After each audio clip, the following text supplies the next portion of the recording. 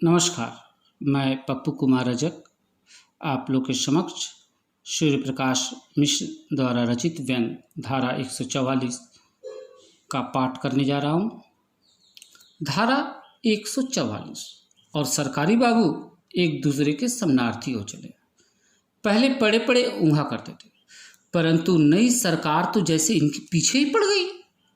दोनों से कुछ ज़्यादा ही काम लेने पर तुली हुई है।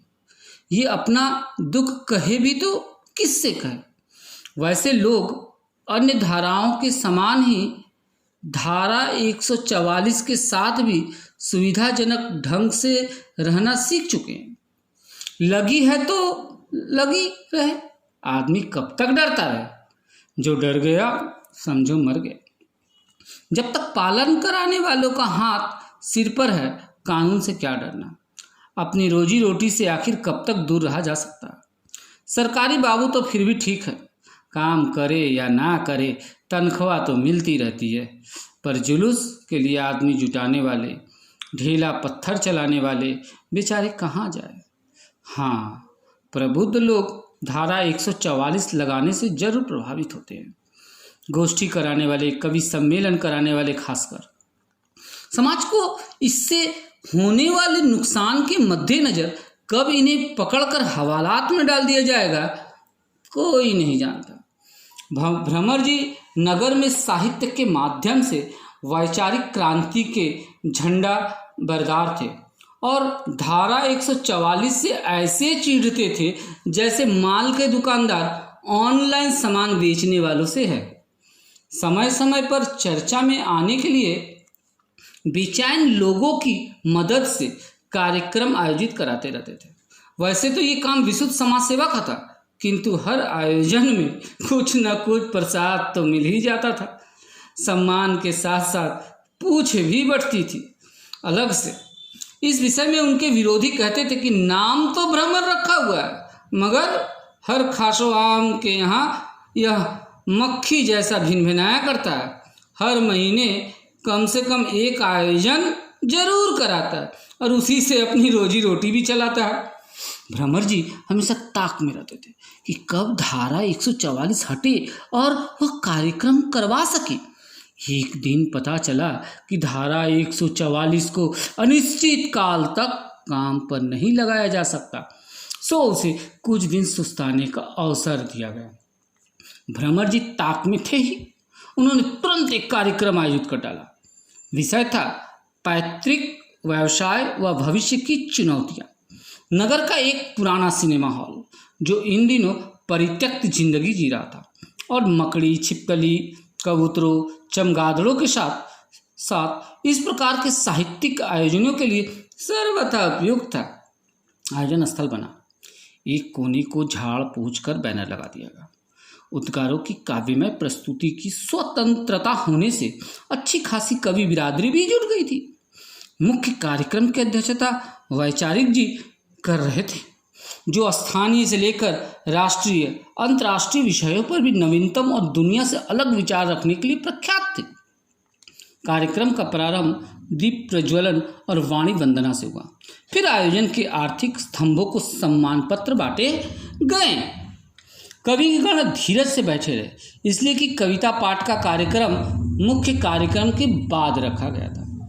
उनके मुखमंडलों पर चिंता की गहरी लकीरें दिखाई दे रही थी। अब ये चिंता बेरोजगारी, पैतृक व्यवसाय पर संकट के कारण थी या कविता पाठ में अपना नंबर आने को लेकर पता नहीं। वैचारिक जी पहले जागरूक जी को बोलने का अवसर मिला। जागरूक जी हर मामले में टांग अड़ाने में उस्ताद माने जाते थे और वैचारिक जी के प्रतिद्वंदी के रूप में उभर रहे थे।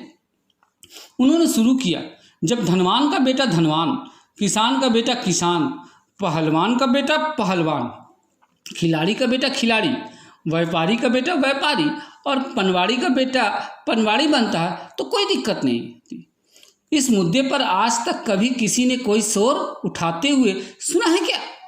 यहाँ तक कि सफा खाने वालों को भी अपने नाम के साथ साथ खानदानी लिखने की छूट मिली हुई है। पर पता नहीं राजनीतिज्ञों के बेटों की राजनीति में चले जाने पर सबके पेट में दर्द क्यों उठता है।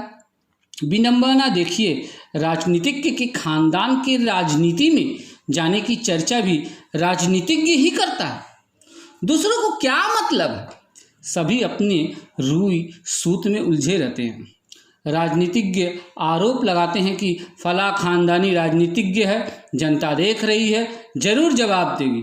अब देखना और जवाब देना जनता का संविधान प्रदत्त अधिकार है, उसका उपयोग तो करना ही पड़ेगा। जागरूक जी का भाषण जनता देखकर महान जी, जो वैचारिक जी के पक्के भक्त के साथ साथ कवि पुत्र भी थे, कि जुबान में खुजली होने लगी।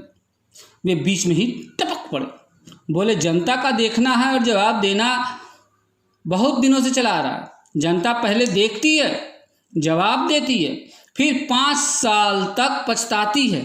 इससे तो अच्छा होता कि पार्टी के नाम के साथ साथ खानदान का नाम भी जोड़ दिए जाते, जिससे वोटर ये समझ सके कि वह किस खानदान को चुनने जा रहा है। जागरूक जी के परम मित्र आक्रोश जी, जो दूध का व्यवसाय करते थे, को यह तर्क अच्छा नहीं लगा। वे भी मैदान में उतरते हुए बोले, अगर 2 खानदानों के लोग मिलकर पार्टी बना लें या एक खानदानी और एक बिना खानदानी मिलकर पार्टी बना ले, तो क्या किया जाएगा? क्या उनको चुनाव लड़ने से रोक दिया जाए? जागरूक जी ने दोनों को शांत कराया, बोले इन सब परिस्थितियों के बारे में सोचकर ही तो वर्तमान नियम बनाए जाते हैं। लोकतंत्र हर जीव का ध्यान रखता है।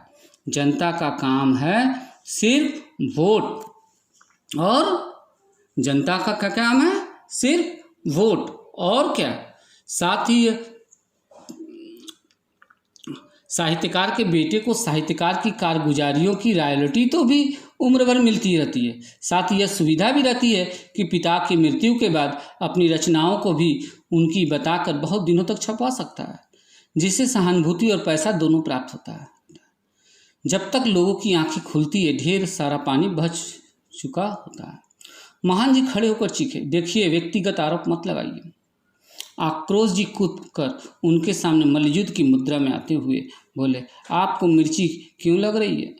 तब तक भ्रमर जी दोनों के बीच में आते हुए बोले, अरे दोस्तों, क्या धारा 144 लगवाने पर तुले हो? लेकिन उनकी किसी ने नहीं सुनी। कार्यक्रम और दोनों का स्वरूप बिगड़ चुका था।